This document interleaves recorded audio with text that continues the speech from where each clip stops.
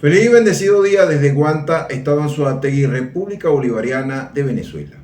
Hoy vamos a tratar un tema de especial interés para todos nuestros seguidores, referente a la contribución especial para la protección de las pensiones de seguridad social en Venezuela, la cual es una contribución de periodicidad mensual creada mediante la Ley de Protección de las Pensiones de Seguridad Social frente al bloqueo imperialista.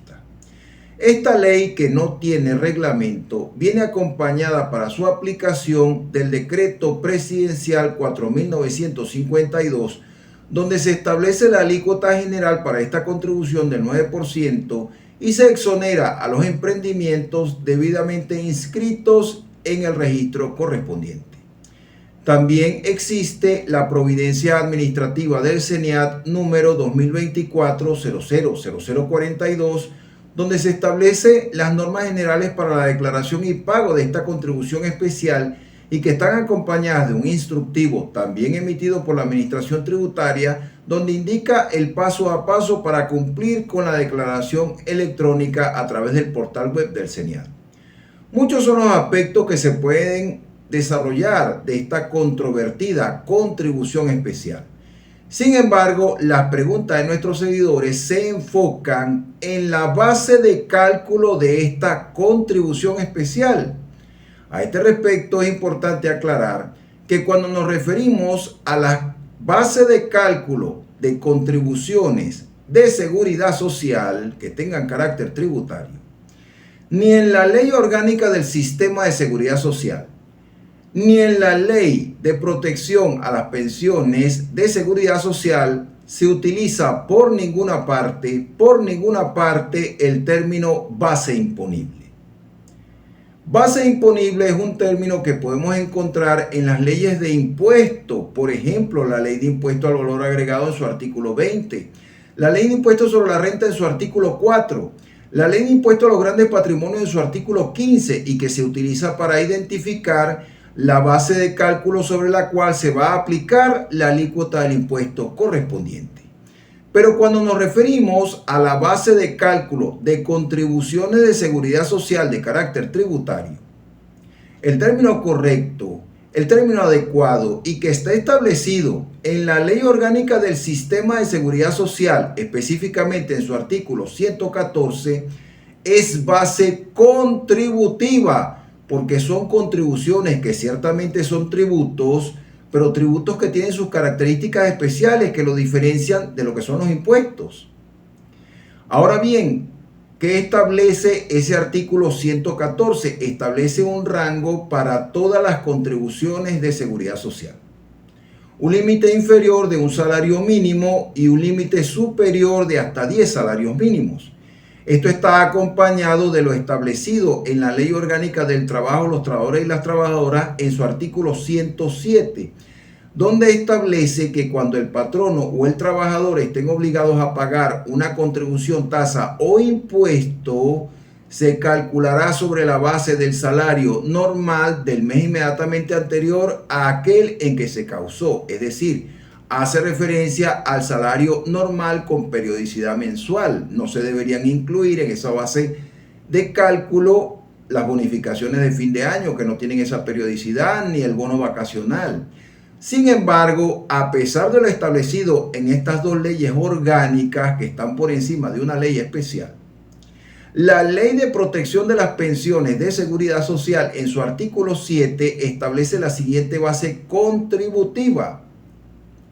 todos los pagos efectuados por el contribuyente a sus trabajadores por concepto de salario y de bonificaciones que no tengan carácter salarial, con una base contributiva mínima por cada trabajador que en ningún caso será inferior al ingreso mínimo integral indexado definido por el Ejecutivo Nacional. Como podemos ver en esta base contributiva establecida en el artículo 7, existen tres elementos que se deben analizar en forma separada para su mejor comprensión: el salario, las bonificaciones de carácter no salarial pagadas directamente al trabajador y el ingreso mínimo integral indexado definido por el Ejecutivo Nacional. El salario. En la Ley Orgánica del Trabajo, los trabajadores y las trabajadoras, en su artículo 104, en el primer párrafo, existe una noción amplia de lo que es salario. Toda la remuneración que perciba el trabajador por la prestación de su servicio y que comprende primas, gratificaciones, sobresueldos, comisiones, participación en los beneficios de utilidades, bono vacacional, así como recargo por días feriados, horas extraordinarias o trabajo nocturno. Esto implica que la base de cálculo de la contribución tendrá un mayor impacto para estos contribuyentes en aquellos periodos mensuales donde deban pagar, por ejemplo, la bonificación de fin de año, porque mayor será la base de cálculo a la cual se le va a aplicar el 9% para determinar la correspondiente contribución especial para la protección de las pensiones de seguridad social en ese mes. También en el caso donde existan prácticas no formalizadas mediante las cuales el patrono paga al trabajador una remuneración adicional en moneda extranjera o tomando como referencia la moneda extranjera, pero no refleja eso como parte del pago de la nómina, de acuerdo con la Ley Orgánica del Trabajo, los pagos que se hagan al trabajador y que representen para él un enriquecimiento de su esfera individual y él pueda disponer libremente sin ningún tipo de limitaciones de ese beneficio que le están pagando en dinero, eso forma parte del salario. Eso formaría parte entonces de esa base de cálculo para determinar esa contribución especial. Como segundo elemento tenemos las bonificaciones de carácter no salarial pagadas en dinero directamente al trabajador, y aquí nos han preguntado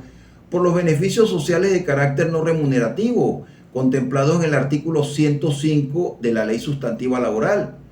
Es importante mencionar que, si bien es cierto, no forman parte del salario, no constituyen tampoco, en su mayoría, beneficios pagados directamente al trabajador.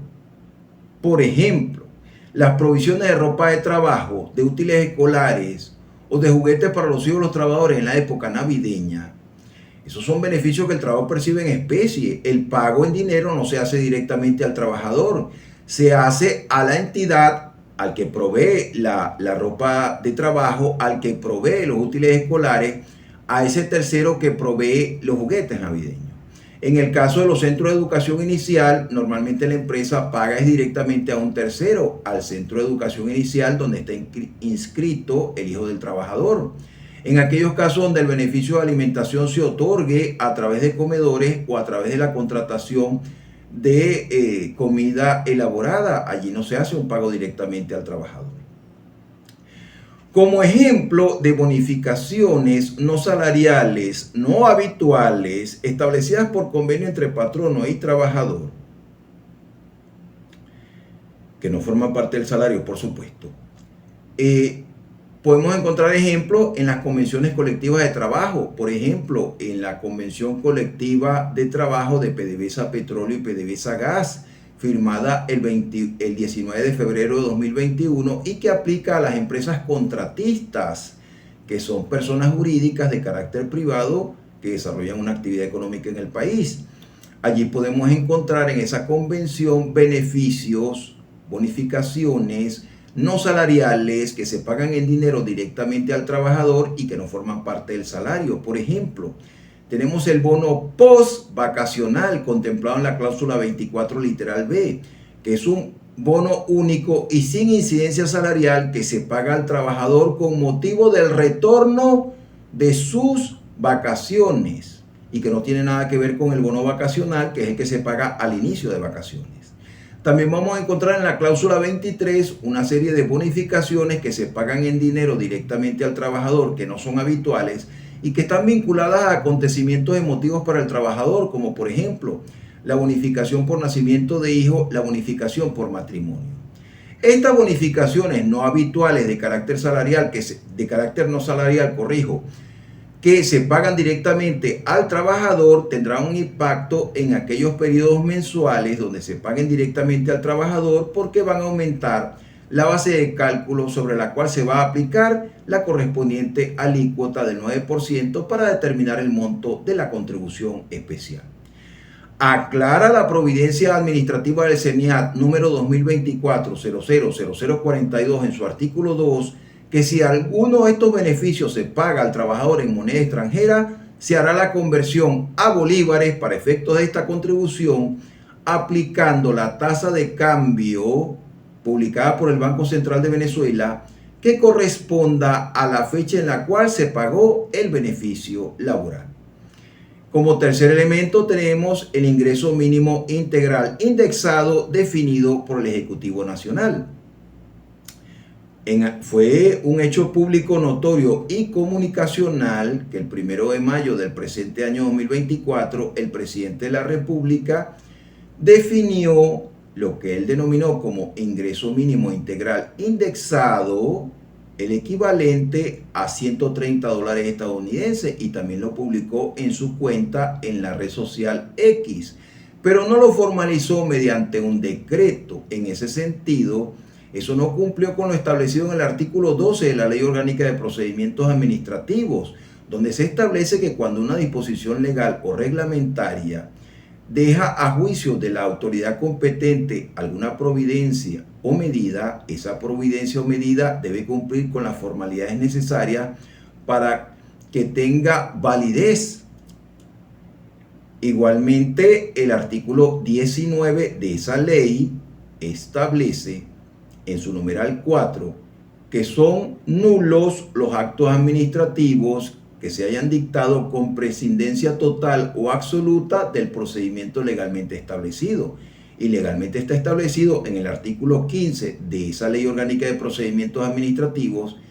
que el acto de mayor jerarquía del presidente de la República es un decreto. Es importante mencionar también que esa base contributiva mínima no toma en cuenta que existen trabajadores con jornada de trabajo a tiempo parcial, de acuerdo con lo permitido en el artículo 172 de la ley, y que estos trabajadores de jornada de tiempo parcial se toman igualmente que un trabajador de tiempo completo para determinar esa base contributiva mínima, equivalente a $130 estadounidenses. Por otro lado, la indexación sí existe en el ámbito laboral legalmente, específicamente en el ámbito procesal laboral, pero es en aquellos casos donde el patrono, mediante sentencia definitivamente firme, es condenado a pagar a un trabajador demandante una serie de indemnizaciones laborales, y esa indexación o corrección monetaria se utiliza para reconocer los efectos de la inflación sobre esas cantidades condenadas, y ese procedimiento implica necesariamente el uso de los índices nacionales de precios al consumidor publicados por el Banco Central de Venezuela. Lo que el Ejecutivo ha definido como indexado no tiene nada que ver técnicamente con indexación, porque allí lo que hizo el Ejecutivo fue establecer una base contributiva mínima tomando como referencia una moneda extranjera, en este sentido el dólar estadounidense. En síntesis, la base contributiva para esta contribución especial establecida en el artículo 7 de la ley que crea esta contribución está constituida por los pagos efectuados por los contribuyentes a sus trabajadores por concepto de salario y de bonificaciones que no tengan carácter salarial, teniendo como base contributiva mínima hasta ahora el equivalente a $130 estadounidenses definido por